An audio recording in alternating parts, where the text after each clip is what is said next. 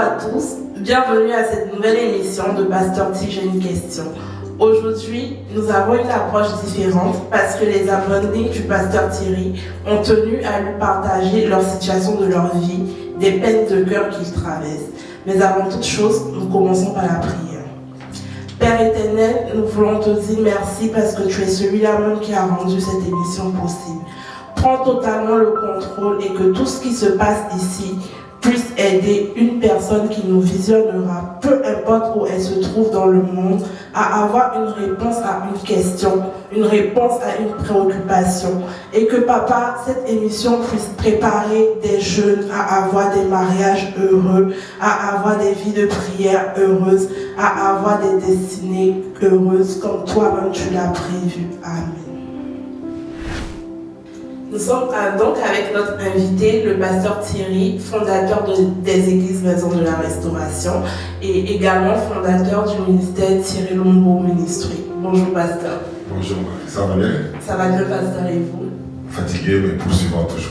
Amen. Pasteur, aujourd'hui j'ai de très bonnes questions. Ce sont des situations que vivent vos abonnés et qui, je pense, vivent également des jeunes partout dans le monde.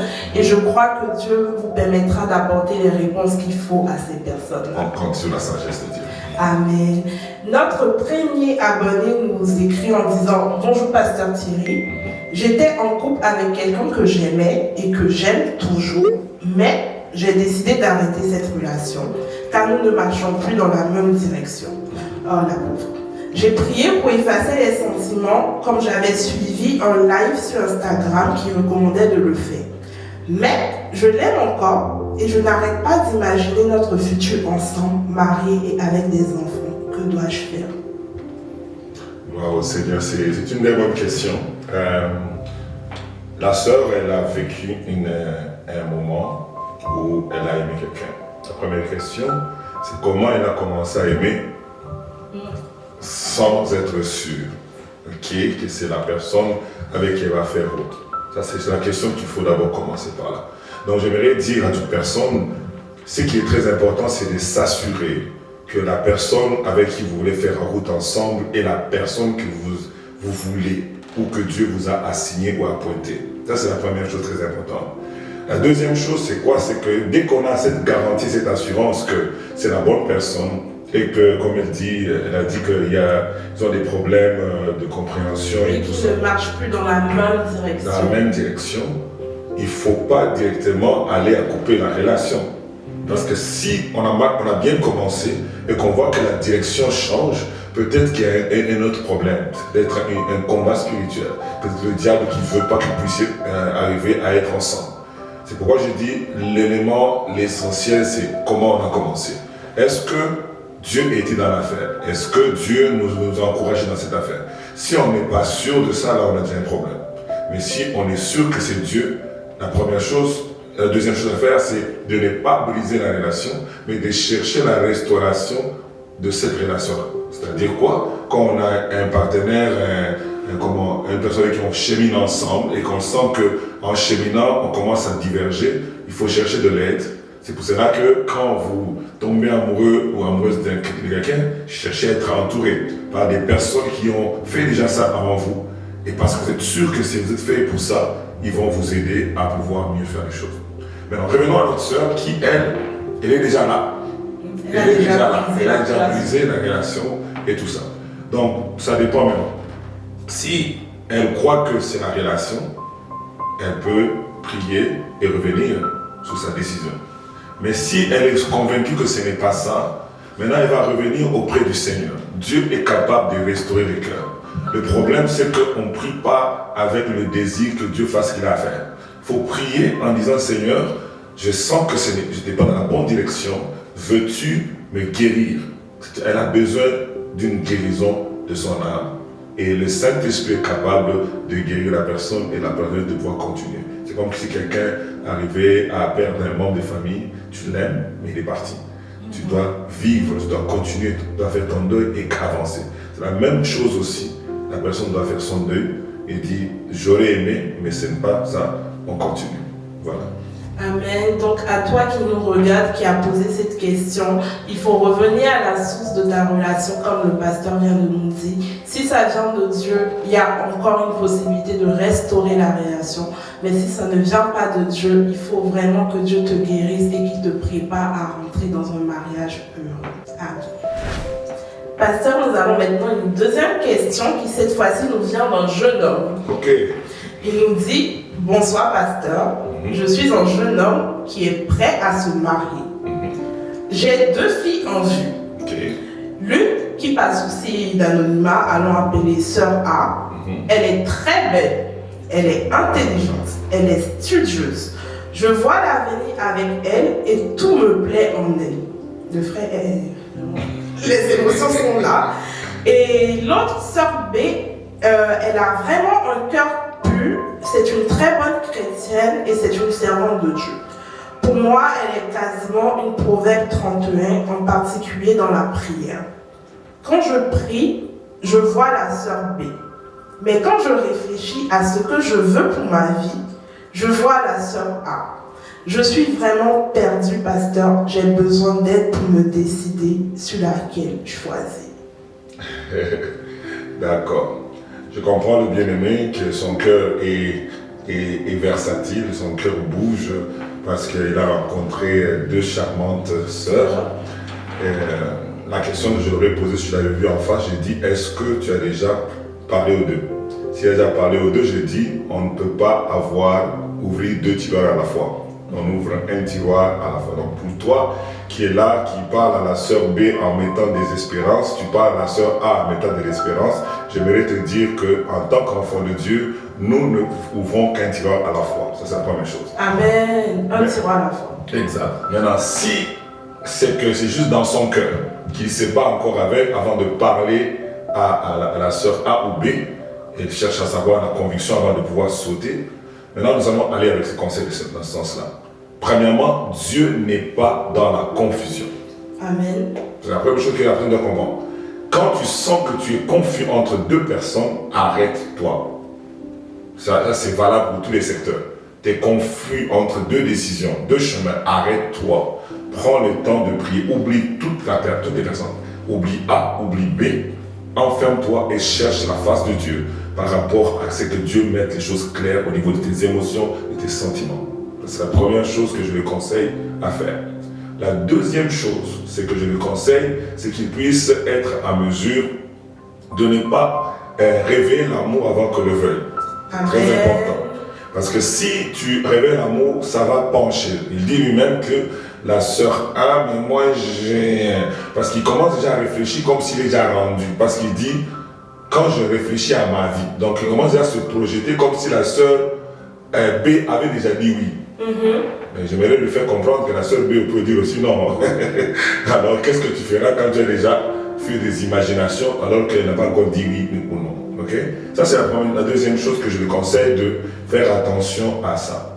Le troisième conseil, la Bible dit que le cœur de l'homme est tortueux par-dessus tout. Qui peut le connaître? Ça veut dire quoi? Ça veut dire que ton cœur peut te mentir. Si ton cœur peut te mentir, que tu as réellement besoin de B alors que tu as vraiment besoin de A. La question, c'est que ton cœur, tu ne peux pas lui faire confiance. C'est pour ça qu'on doit associer Dieu pour que notre cœur penche vers le bon côté. La Bible dit, le cœur des rois est comme un courant d'eau et Dieu l'incline où il veut. Quand tu sens que ton cœur bouge, demande à Dieu, dis Seigneur, toi incline, et il va l'incliner du bon côté. Et mon dernier conseil pour mon bien-aimé, ou avant-dernier, la Bible dit que si la trompette rend un son confus, comment le peuple se préparera-t-il à la guerre? Ça veut dire que si tu as la confusion, arrête-toi. Tu ne peux pas faire un pas de plus. Et là, le dernier conseil pour toi que j'aimerais te dire, ça c'est très très important, c'est que quand dans le processus de choix, on commence toujours de l'intérieur vers l'extérieur. Amen. Hein? On choisit l'intérieur de la personne et puis maintenant on va aller voir l'extérieur. Mais lui, Il veut l'extérieur avant l'intérieur. C'est là le problème. Parce que la beauté est vaine, elle est passagère, mais l'intérieur, c'est ce qui est plus important. C'est pourquoi, quand Adam a vu Ève, il n'a pas dit la chair de ma chair. Il a dit l'os de mes os, la chair de ma chair. Il a d'abord vu l'os, c'est-à-dire il a vu l'intérieur avant de pouvoir apprécier l'extérieur. Très important de pouvoir comprendre ça dans ses choix, que Dieu l'aide à pouvoir détecter la fille qui a un meilleur intérieur avant de regarder l'extérieur, parce que l'extérieur, on peut le maquiller, on peut l'arranger, un peu de beurre, ça sera correct. Que Dieu vous bénisse. Amen. Donc à mon frère ou même ma soeur qui est dans cette même situation, retiens que notre Dieu n'est pas un Dieu de confusion. Il ne te rendra pas confuse ou il ne te rendra pas confus dans le choix de ton époux, dans le choix de ton épouse. Donc s'il y a de la confusion, prends un temps, cherche Dieu réellement et il saura t'orienter vers le choix qui convient le mieux à la destinée qu'il a prévue pour toi. Yes. Pasteur, j'ai une dernière question pour vous. Oui. Ça nous vient d'une abonnée. Elle nous dit « Bonsoir pasteur, je suis une jeune fille. J'ai rencontré un frère en Christ que j'appréciais énormément. J'ai énormément prié et j'étais convaincue que c'était l'homme de ma vie, vu qu'il me faisait la cour. Malheureusement, le temps que je lui dise oui, le frère s'est finalement marié avec une autre. Et je me demande, Dieu m'a-t-il réellement parlé? Comment aller de l'avant vu que mes sentiments sont toujours présents pour un homme désormais marié? Ah, c'est une histoire triste, pasteur. Oui, je comprends. Je comprends que ça arrive à tout le monde, ça arrive dans la vie de se dire que si j'aurais couru, j'aurais eu ça. Mais j'aimerais juste la rassurer une chose, ce qui est à toi est à toi. Amen. La bénédiction de Dieu connaît ton adresse. Amen. Quand Dieu a voulu oindre David, David n'était même pas là. On a fait passer tous les enfants d'Isaïe, mais on a dit quoi? Parce qu'il n'est pas là qu'on va l'attendre. Oui. On va aller chercher. En fait, j'aimerais lui faire comprendre que ce qui est à toi est à toi. Si ça t'a échappé, il n'y a que deux raisons. La première raison, c'est que ce n'était pas à toi. Et là, on va revenir sur le point d'entendre Dieu. La deuxième raison, c'est que tu as eu des attaques. Et là, c'est là que j'amène les jeunes à savoir que la vie chrétienne est remplie des fois des défis et des attaques. Regardez l'histoire de cette femme les deux femmes qui avaient des bébés. Qu'est-ce qui s'est passé? L'autre, le bébé, elle a dormi sur son bébé la nuit. Et maintenant, pendant le matin, ils ont échangé les destinées. Oui. Il existe des gens qui font l'échange de destinées. Le diable peut voir que tu as trouvé la bonne personne et il prend son enfant pour faire un échange de destinées.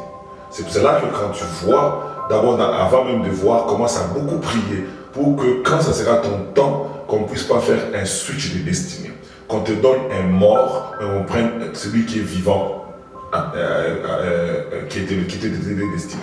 Cette femme, ce que j'aime de cette histoire, c'est qu'elle a regardé attentivement. Et le mort n'est pas le mien, le mien c'est l'autre. Exact. Donc il est important que nous puissions avoir cette vie de prière pour pouvoir balayer déjà spirituellement cette attaque-là que l'ennemi fait souvent. On reçoit la bénédiction et puis il échange.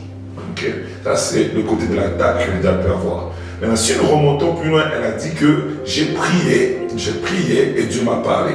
La question que je me pose, est-ce qu'elle est habituée à entendre la voix de Dieu? Ah, très bonne question. Parce que plusieurs personnes disent que Dieu les a parlé, c'est moi qu'il faut se marier. Avant là, tu ne dis jamais, Dieu, pour choisir les études, tu vas faire sciences politiques administratives, aujourd'hui tu étais dans informatique, demain tu as échoué 2 cours, tu changes, tu vas dans le droit. Mais là Dieu ne te parle pas. Mais quand c'est l'amour, là Dieu te parle. Ma soeur, il y a un problème aussi de savoir écouter Dieu. Je voudrais que les jeunes développent cette sensibilité à écouter Dieu, à savoir écouter Dieu. Et vous devez développer ça dans tous les domaines. Pour que quand le domaine du mariage viendra, parce que là ça implique les émotions, vous saurez discerner et dire non, ça c'est pas Dieu, c'est mes émotions, ça c'est le diable ou ça c'est Dieu. C'est très important. Le problème, si elle doute si Dieu lui a parlé ou non, c'est parce qu'elle-même n'est pas sûre quand Dieu lui parle ou quand Dieu ne lui parle pas. Une personne qui reconnaît la voix de son Père ne peut pas douter. Amen. Vous comprenez? C'est très important. Alors, j'aimerais dire à cette personne aussi, c'est que même quand Dieu te parle, on ne réveille pas l'amour avant qu'on le veuille. Parce que là, elle avait déjà des sentiments, elle était déjà partie. Et c'est pourquoi il y a des fiançailles. On va doucement, les sentiments, ça monte. Comment toi, tu t'es déjà arrivé à la fin avant même de commencer le début? Voilà, c'est pourquoi je t'invite à la conférence égale. Ne rate pas, c'est très important. On va parler de ces choses. Amen. Merci énormément, pasteur. Et comme le pasteur vient de vous le dire, TLM organise une conférence qui a pour thème « Ne réveille pas l'amour avant qu'il le veuille ». Ça aura lieu le samedi 26 juillet à partir de 16h à l'Hôtel Universel. Vous êtes tous invités. Si vous êtes de Québec, nous vous attendons. Et les gens qui ne sont pas de Québec, ils font comment? En ligne, ils pourront suivre la vidéo. Ok. Il y a un garçon de Colosie qui a écrit ça, qui cherche. Oh, ben, pour tous ceux qui ne sont pas de Québec, même qui ne sont pas du Canada, abonnez-vous à nos réseaux sociaux, que ce soit Facebook, Instagram, YouTube, et visitez également notre page internet www.thierrylombo.com et vous aurez la vidéo en ligne. À toi qui nous suis et qui a probablement des questions, que ce soit par rapport au mariage, par rapport à ta vie chrétienne, par rapport à tout domaine qui touche la vie chrétienne, j'aimerais t'inviter à toi aussi prendre le courage d'écrire au pasteur Thierry afin qu'il puisse te répondre. Et tu pourras lui écrire de deux façons, soit via sa page Instagram, Révérend Thierry Lumbo, ou via sa boîte mail info@commercial-thierrylumbo.com. Bien que nous soyons dans une émission, nous sommes avant tout dans une émission chrétienne et nous avons commencé par la prière, alors nous allons également terminer par la prière, car la fin d'une chose vaut mieux que son commencement. Adonai, mon Père, nous te remercions d'avoir rendu ce moment possible. Nous te remercions pour toutes ces âmes qui écouteront cette vidéo et qui seront impactées par cette vidéo.